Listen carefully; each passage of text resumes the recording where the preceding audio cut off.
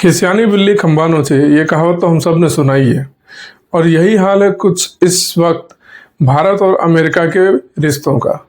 America खिसियाया हुआ है और पहले तो टैरिफ बढ़ाकर 25% करते हैं, फिर 50% अब जाकर किया है, जबकि उन्होंने कई बार भारत को चेताया भी कि अगर आप रूस से खरीदारी करेंगे, तेल की खरीदारी करेंगे, तो हम इसी तरह से टैरिफ बढ़ाते रहेंगे।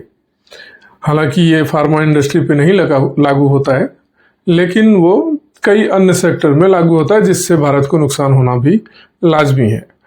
अभी आज हम इसी बारे में चर्चा करेंगे आप सबके साथ, तो हमारे साथ बने रहिए अंत तक। मैं आशुतोष आप सबका एक बार फिर से स्वागत करता हूं। आज टैरिफ वार में हम चर्चा करेंगे कि अमेरिका और भारत के बीच इस तरह का टैरिफ वार क्यों हो रहा है, इसका क्या असर पड़ सकता है। फरवरी 2025 वॉशिंगटन में मोदी और ट्रंप की मुलाकात।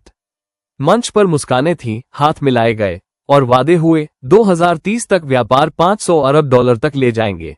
सबको लगा नई साझेदारी का दौर शुरू हो गया है। It's really an honor to see you and you have been my friend for a long time and congratulations on having done a great job. Thank you. लेकिन हकीकत कुछ और थी।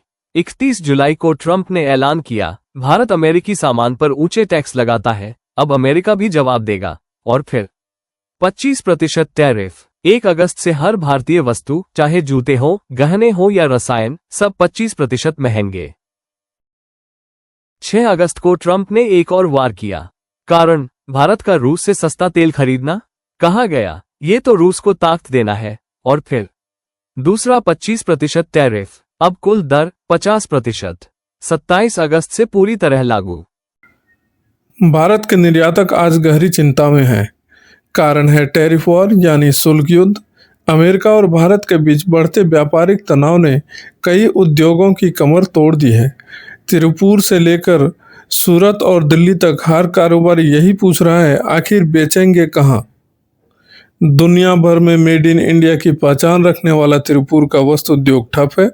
अमेरिका में भारतीय कपड़ों पर बढ़ा हुआ शुल्क लगते ही ऑर्डर कम हो गए, कारखाने बंद, मजदूर बेरोजगार। मालिक कहते हैं अगर टैरिफ नहीं घटे तो अंतर्राष्ट्रीय मार्केट से पूरी तरह बाहर होना पड़ सकता है। सूरत के हीरे, जिन्हें अमेरिका सबसे बड़ा खरीदार माना जाता है, अब भारी टैक्स की वजह से महंगे पड़ रहे हैं। नतीजा, अमेरिका खरीदार पीछे हट रहे हैं।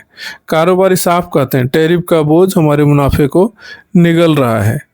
दिल्ली के रसायन निर्यातक अब ऑर्डर बुक्स के बजाय खाली कागज गिन रहे हैं। उनका सवाल है, जब हर शिपमेंट पर अतिरिक्त टैरिफ लगेगा तो खरीदार क्यों जोखिम लेगा।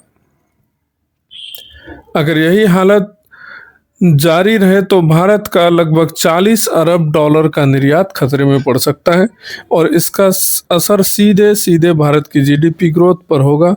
लगभग 1% तक की गिरावट संभव है। टैरिफ वार ने भारत के उद्योग जगत में खामोशी भर दी है। वस्त्र से लेकर हीरा और रसायन तक हर सेक्टर दबाव में है।